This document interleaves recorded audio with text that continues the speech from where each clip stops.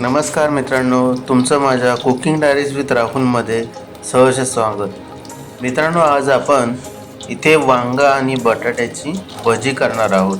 ही unique recipe आहे मित्रांनो, तर हा व्हिडिओ शेवटपर्यंत नक्की पहा। हा व्हिडिओ आवडला तर माझ्या चॅनलला सबस्क्राईब नक्की करा। चला तर आपण सुरुवात करूया। सर्वात आधी मी इथे 4 वांगी आणि 2 मोठे बटाटे घेतलेले आहेत। आपल्याला इथे गोल स्लाइस करून घ्यायचे आहेत। हे अशा प्रकारे स्लाइस आपल्याला करून घ्यायचे आहेत।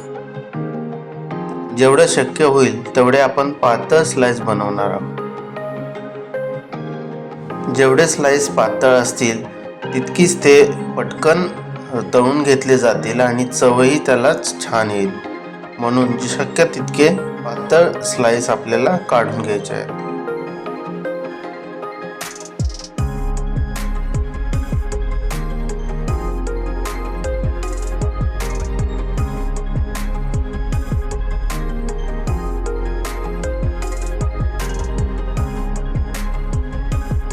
आता एका पातेल्यामध्ये थोडं पाणी घेऊन त्यामध्ये मीठ आणि 1 चमचा हळद घालून स्लाइस केलेले वांगी आणि बटाटे आपल्याला 5 ते 10 मिनिट भिजवून घ्यायचे आहेत।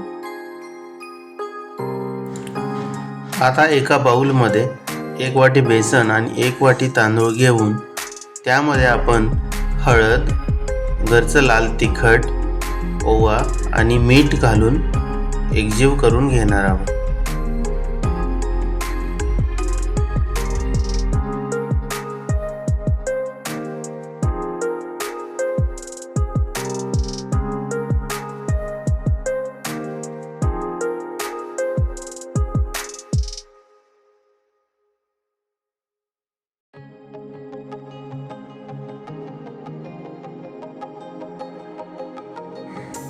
आता गरजेनुसार पाणी ओतून आपल्याला बॅटर तयार करून घ्यायचं आहे।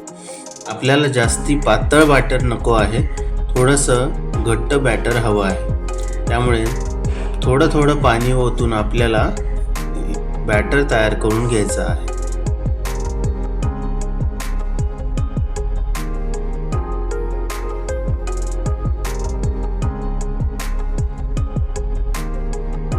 हे पहा, इथे आपलं बॅटर तयार झालेलं आहे।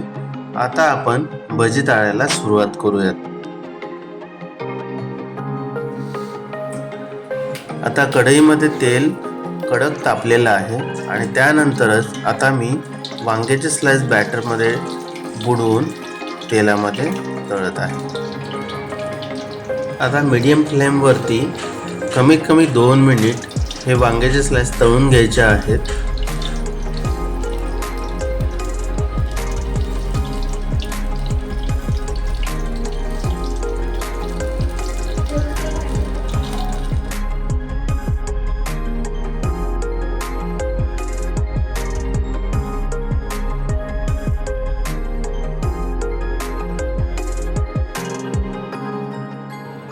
वांग्याचे स्लाइस तळून घेतल्यानंतर त्याचप्रमाणे मी इथे बटाटे स्लाइस तळून घेत आहे।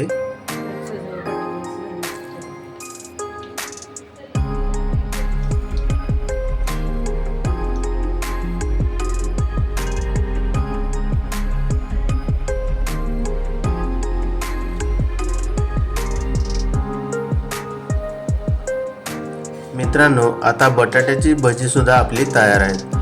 तर आपण आता ही भजी सर्व करून घेऊयात। मंडळींनो, तर कशी वाटली ही भज्यांची रेसिपी कमेंट करून नक्की सांगा। माझ्या चॅनलवरती नवीन असाल तर सबस्क्राईब नक्की करा। धन्यवाद।